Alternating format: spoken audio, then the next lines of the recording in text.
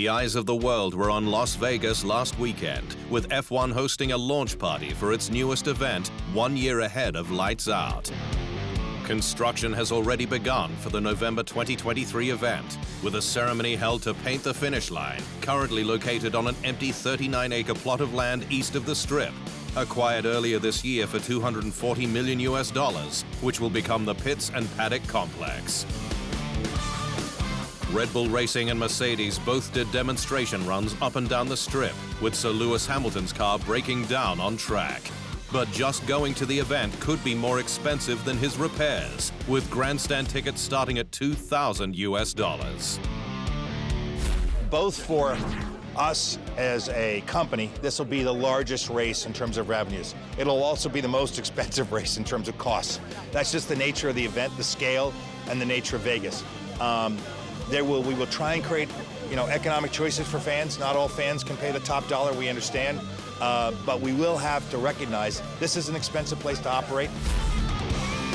For those who can afford it, though, the spectacle will be unrivaled. It's going to be amazing, and even to drive, I can't imagine what it feels like. At night time, we're going to be driving down this straight, and we're going to see all the lights and the fountains going off. Really cool. Kevin Magnussen says he would have no problems with Nico Hülkenberg being his teammate next year, despite their previous altercations, should the German land the second Haas seat. Haas has one of just 2 seats left on the 2023 grid, with Logan Sargent set to be promoted at Williams, should he be granted a super license.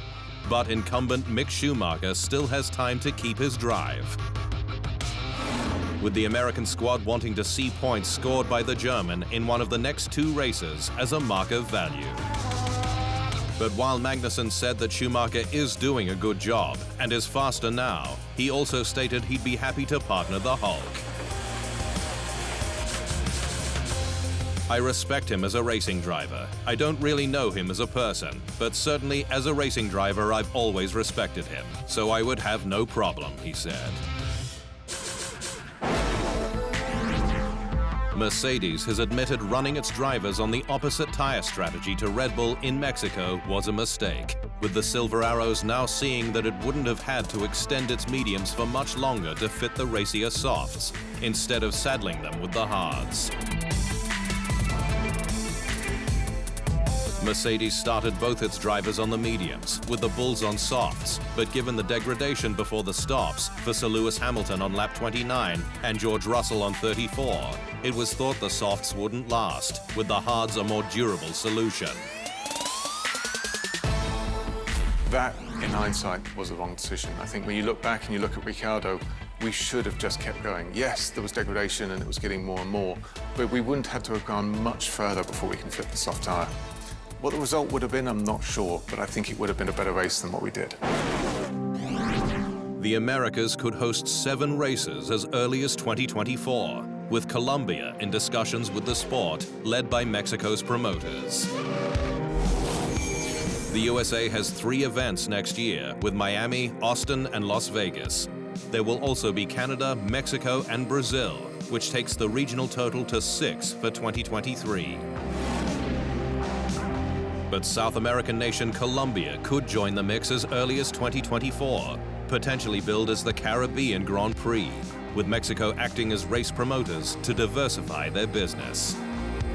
It's a plan that has some momentum, given F1 CEO Stefano Domenicali was with Mexico representatives in the Colombian city of Barranquilla near the Caribbean Sea last month to talk about the race.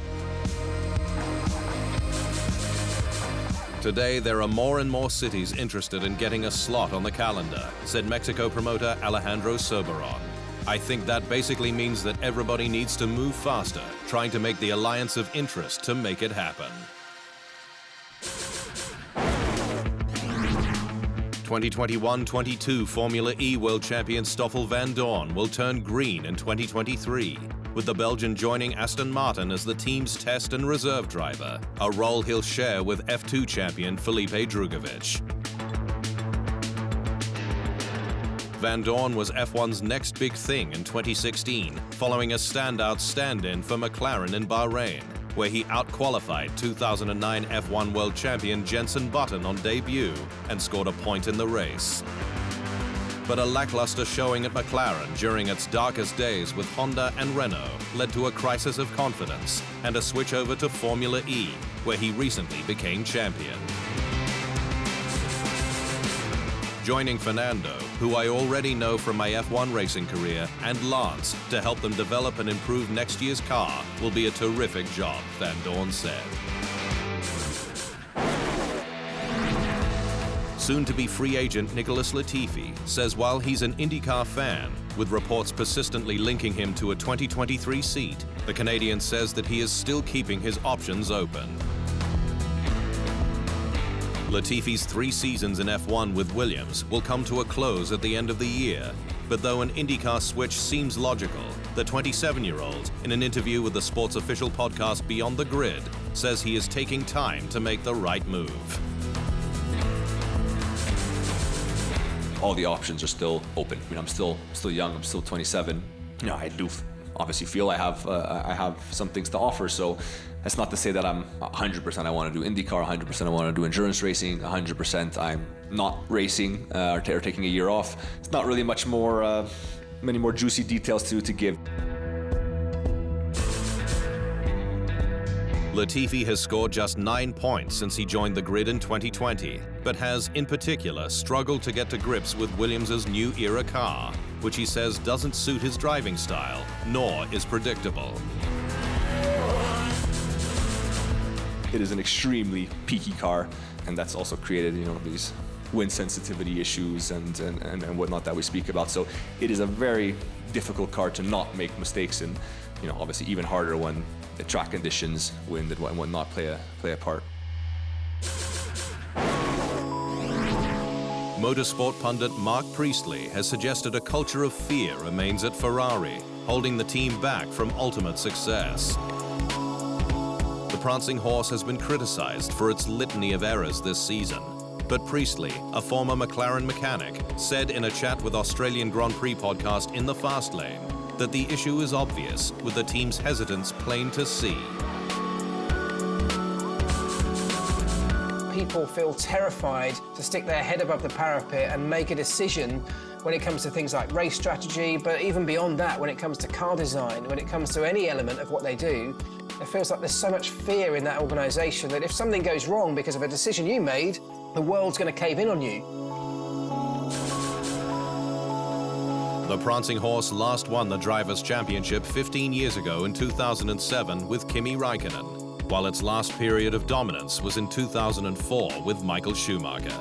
But Priestley said the supreme confidence of those golden days is long gone.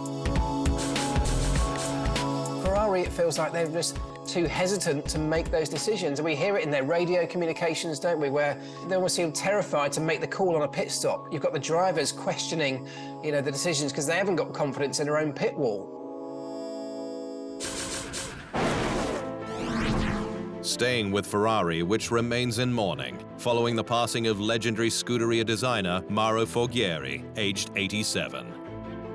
Forghieri joined the prancing horse in 1960 as an apprentice, fresh from Bologna University, but just 3 years later was promoted to technical director of racing cars by Ferrari founder Enzo.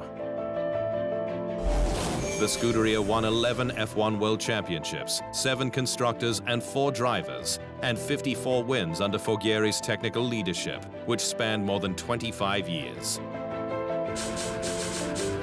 We have lost a part of our history, a man who gave a great deal to Ferrari and to the world of racing in general, said Ferrari Vice Chairman Piero Ferrari.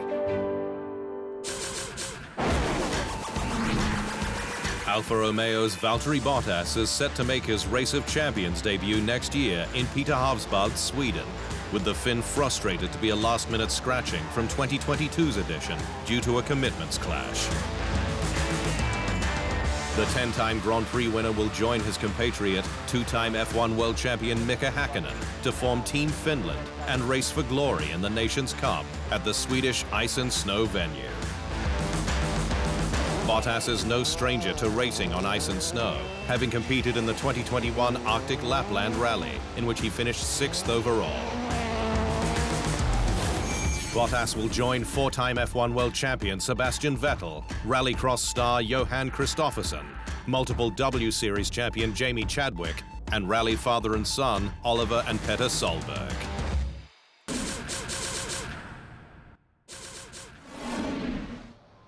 Thanks for watching. To stay up to speed on all things Formula One, make sure you hit the subscribe button.